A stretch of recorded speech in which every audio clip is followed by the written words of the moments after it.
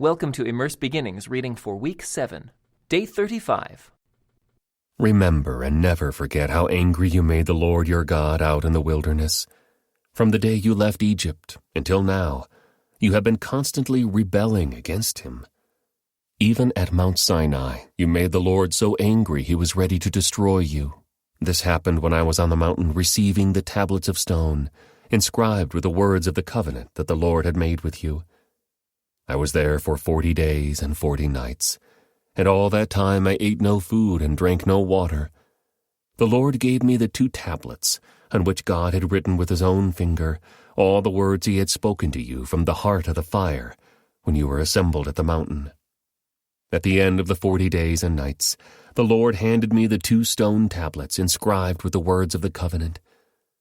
Then the Lord said to me, "Get up, go down immediately, for the people you brought out of Egypt have corrupted themselves. How quickly they have turned away from the way I commanded them to live. They have melted gold and made an idol for themselves." The Lord also said to me, "I have seen how stubborn and rebellious these people are. Leave me alone so I may destroy them and erase their name from under heaven. Then I will make a mighty nation of your descendants, a nation larger and more powerful than they are."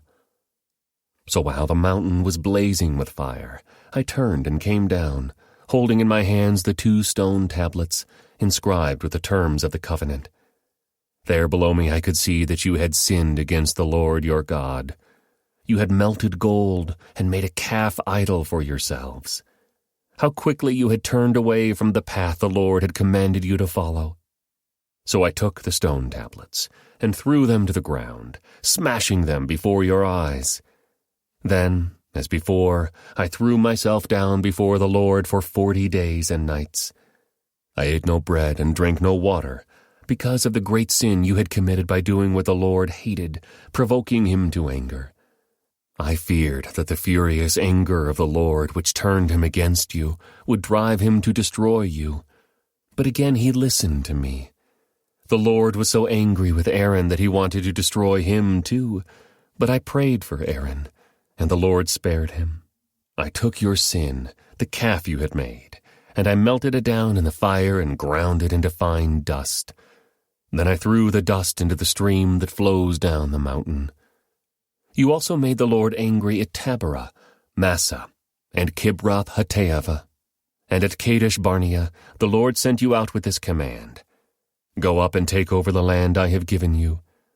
But you rebelled against the command of the Lord your God, and refused to put your trust in him or obey him. Yes, you have been rebelling against the Lord as long as I have known you. That is why I threw myself down before the Lord for 40 days and nights. For the Lord said he would destroy you. I prayed to the Lord and said, "O sovereign Lord, do not destroy them. They are your own people. They are your special possession, whom you redeemed from Egypt by your mighty power and your strong hand. Please overlook the stubbornness and the awful sin of these people, and remember instead your servants Abraham, Isaac, and Jacob. If you destroy these people, the Egyptians will say, 'The Israelites died because the Lord wasn't able to bring them to the land he had promised to give them.' Or they might say, 'He destroyed them because he hated them. He deliberately took them into the wilderness to slaughter them.' But they are your people and your special possession, whom you brought out of Egypt by your great strength and powerful arm." At that time the Lord said to me, "Chisel out 2 stone tablets like the first ones. Also make a wooden ark, a sacred chest, to store them in. Come up to me on the mountain, and I will write on the tablets the same words that were on the ones you smashed. Then place the tablets in the ark." So I made an ark of acacia wood, and cut 2 stone tablets like the first 2.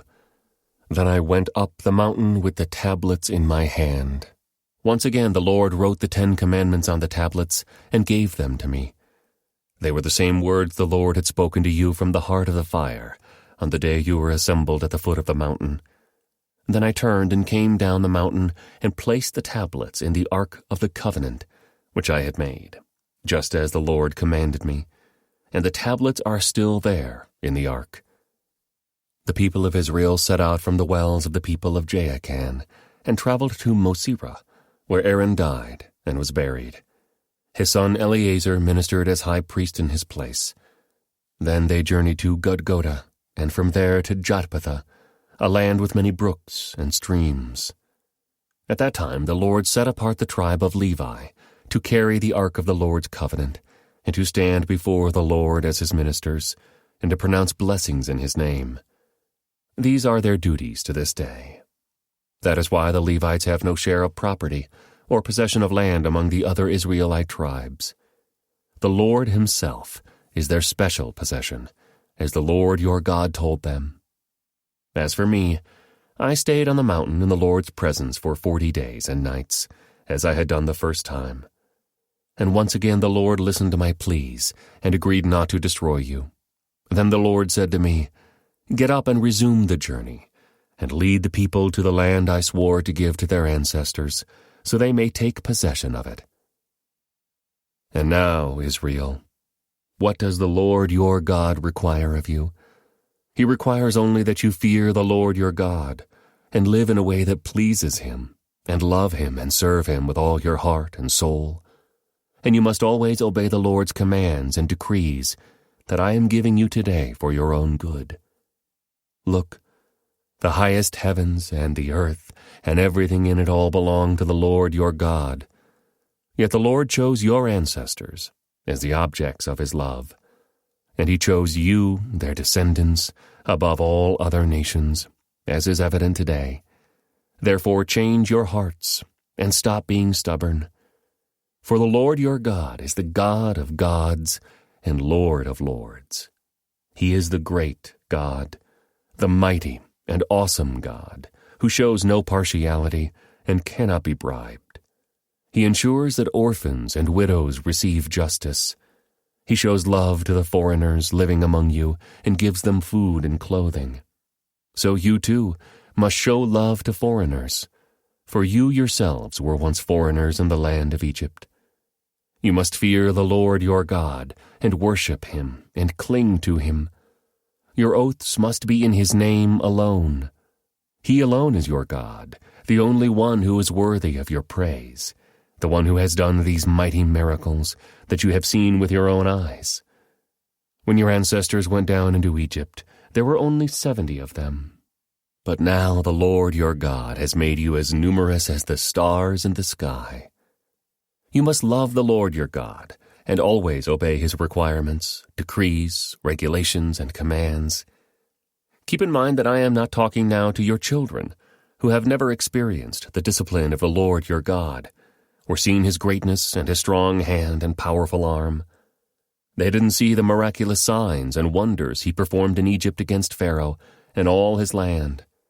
They didn't see what the Lord did to the armies of Egypt and to their horses and chariots, how he drowned them in the Red Sea as they were chasing you. He destroyed them, and they have not recovered to this very day. Your children didn't see how the Lord cared for you in the wilderness until you arrived here. They didn't see what he did to Dathan and Abiram, the sons of Eliab, a descendant of Reuben, when the earth opened its mouth in the Israelite camp and swallowed them, along with their households and tents and every living thing that belonged to them. But you have seen the Lord perform all these mighty deeds with your own eyes. Therefore, be careful to obey every command I am giving you today, so you may have strength to go in and take over the land you are about to enter. If you obey, you will enjoy a long life in the land the Lord swore to give to your ancestors and to you, their descendants, a land flowing with milk and honey. For the land you are about to enter and take over is not like the land of Egypt from which you came, where you planted your seed and made irrigation ditches with your foot as in a vegetable garden. Rather, the land you will soon take over is a land of hills and valleys with plenty of rain, a land that the Lord your God cares for. He watches over it through each season of the year. If you carefully obey the commands I am giving you today, and if you love the Lord your God and serve him with all your heart and soul, then he will send the rains in their proper seasons, the early and late rains, so you can bring in your harvests of grain, new wine, and olive oil. He will give you lush pasture land for your livestock, and you yourselves will have all you want to eat. But be careful. Don't let your heart be deceived, so that you turn away from the Lord and serve and worship other gods. If you do, the Lord's anger will burn against you. He will shut up the sky and hold back the rain, and the ground will fail to produce its harvests. Then you will quickly die in that good land the Lord is giving you. So commit yourselves wholeheartedly to these words of mine. Tie them to your hands and wear them on your forehead as reminders. Teach them to your children. Talk about them when you are at home and when you are on the road, when you are going to bed and when you are getting up. Write them on the doorposts of your house and on your gates, so that as long as the sky remains above the earth, you and your children may flourish in the land the Lord swore to give your ancestors. Be careful to obey all these commands I am giving you. Show love to the Lord your God by walking in his ways and holding tightly to him. Then the Lord will drive out all the nations ahead of you, though they are much greater and stronger than you, and you will take over their land. Wherever you set foot, that land will be yours. Your frontiers will stretch from the wilderness in the south to Lebanon in the north, and from the Euphrates River in the east to the Mediterranean Sea in the west. No one will be able to stand against you, for the Lord your God will cause the people to fear and dread you, as he promised, wherever you go in the whole land. Look, today I am giving you the choice between a blessing and a curse. You will be blessed if you obey the commands of the Lord your God that I am giving you today. But you will be cursed if you reject the commands of the Lord your God and turn away from him and worship gods you have not known before.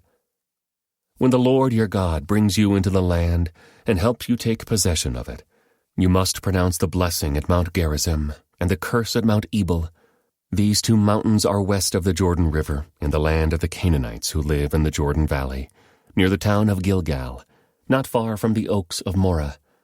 For you are about to cross the Jordan River to take over the land the Lord your God is giving you. When you take that land and are living in it, you must be careful to obey all the decrees and regulations I am giving you today. These are the decrees and regulations you must be careful to obey when you live in the land that the Lord, the God of your ancestors, is giving you. You must obey them as long as you live. When you drive out the nations that live there, you must destroy all the places where they worship their gods, high on the mountains, up on the hills, and under every green tree. Break down their altars and smash their sacred pillars. Burn their Asherah poles and cut down their carved idols. Completely erase the names of their gods. Do not worship the Lord your God in the way these pagan peoples worship their gods. Rather, you must seek the Lord your God at the place of worship he himself will choose from among all the tribes, the place where his name will be honored. There you will bring your burnt offerings, your sacrifices, your tithes, your sacred offerings, your offerings to fulfill a vow, your voluntary offerings, and your offerings of the firstborn animals of your herds and flocks. There you and your families will feast in the presence of the Lord your God, and you will rejoice in all you have accomplished, because the Lord your God has blessed you. Your pattern of worship will change. Today all of you are doing as you please, because you have not yet arrived at the place of rest, the land the Lord your God is giving you as your special possession. But you will soon cross the Jordan River and live in the land the Lord your God is giving you. When he gives you rest from all your enemies and you're living safely in the land, you must bring everything I command you, your burnt offerings, your sacrifices, your tithes, your sacred offerings, and your offerings to fulfill a vow, to the designated place of worship, the place the Lord your God chooses for his name to be honored. You must celebrate there in the presence of the Lord your God, with your sons and daughters and all your servants. And remember to include the Levites who live in your towns, for they will receive no allotment of land among you. Be careful not to sacrifice your burnt offerings just anywhere you like. You may do so only at the place the Lord will choose within one of your tribal territories. There you must offer your burnt offerings and do everything I command you. But you may butcher your animals and eat their meat in any town whenever you want. You may freely eat the animals with which the Lord your God blesses you. All of you, whether ceremonially clean or unclean, may eat that meat, just as you now eat gazelle and deer. But you must not consume the blood. You must pour it out on the ground like water. But you may not eat your offerings in your hometown, neither the tithe of your grain and new wine and olive oil, nor the firstborn of your flocks and herds, nor any offering to fulfill a vow, nor your voluntary offerings, nor your sacred offerings. You must eat these in the presence of the Lord your God at the place he will choose. Eat them there with your children, your servants, and the Levites who live in your towns, celebrating in the presence of the Lord your God in all you do. And be very careful never to neglect the Levites as long as you live in your land. When the Lord your God expands your territory as he has promised, and you have the urge to eat meat, you may freely eat meat whenever you want. It might happen that the designated place of worship, the place the Lord your God chooses for his name to be honored, is a long way from your home. If so, you may butcher any of the cattle, sheep, or goats the Lord has given you, and you may freely eat the meat in your hometown, as I have commanded you. Anyone, whether ceremonially clean or unclean, may eat that meat, just as you do now with gazelle and deer. But never consume the blood, for the blood is the life, and you must not consume the lifeblood with the meat. Instead, pour out the blood on the ground like water. Do not consume the blood, so that all may go well with you and your children after you, because you will be doing what pleases the Lord. Take your sacred gifts and your offerings given to fulfill a vow to the place the Lord chooses. You must offer the meat and blood of your burnt offerings on the altar of the Lord your God.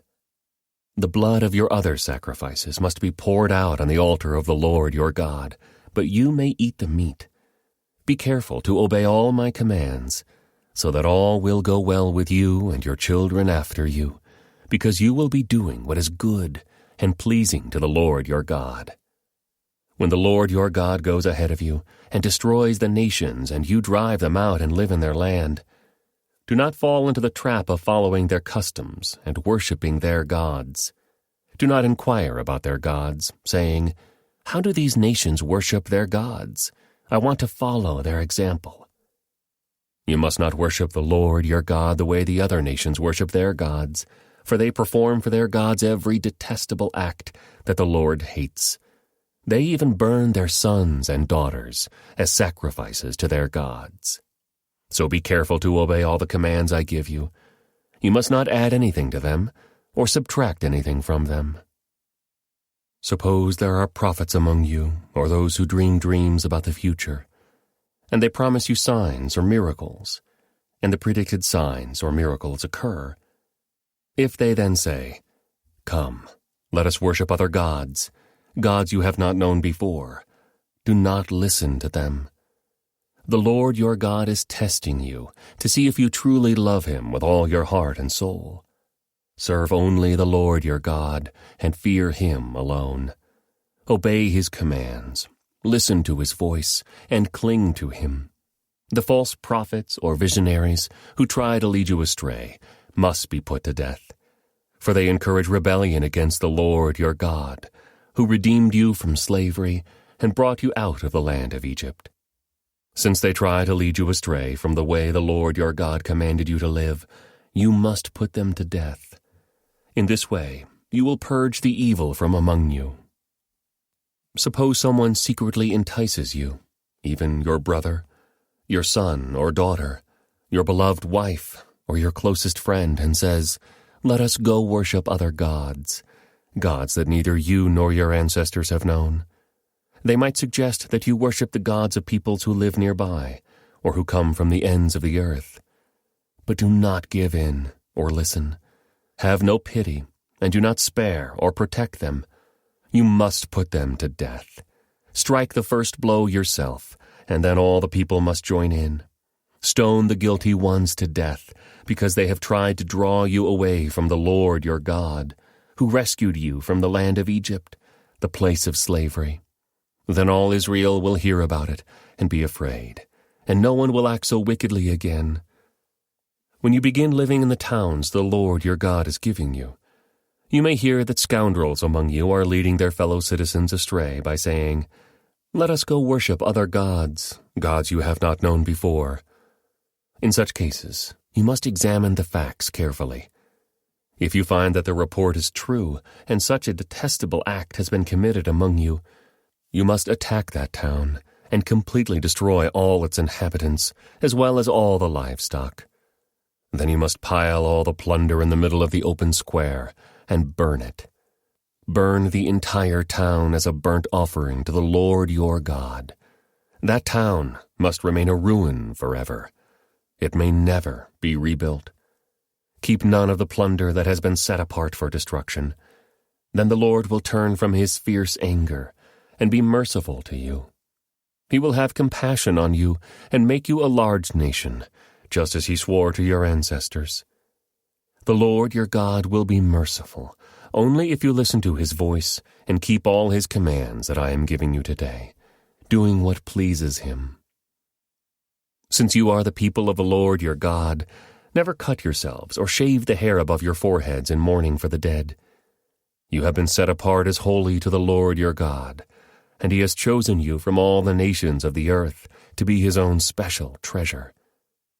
You must not eat any detestable animals that are ceremonially unclean. These are the animals you may eat: the ox, the sheep, the goat, the deer, the gazelle, the roe deer, the wild goat, the addax, the antelope, and the mountain sheep. You may eat any animal that has completely split hooves and chews the cud. But if the animal doesn't have both, it may not be eaten. So you may not eat the camel, the hare, or the hyrax.